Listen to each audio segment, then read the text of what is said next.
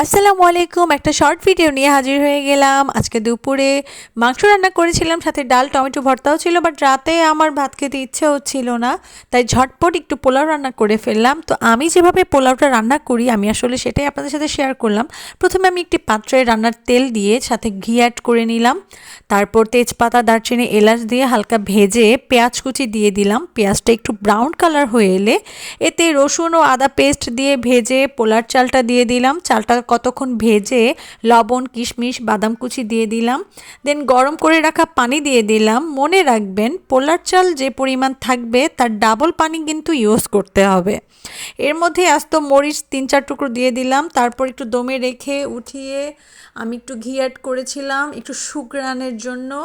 দেখেন তারপর একটু দমে দিয়ে আবার উঠিয়ে দেখেন নাড়াচাড়া দিলাম, দেখেন কত সুন্দর মানে ঝরঝরা হয়েছে এবং সুঘ্রাণ বের হচ্ছিল। তো এইভাবে ট্রাই করবেন এবং আমাকে জানাবেন। আল্লাহ হাফেজ, ভালো থাকবেন সবাই।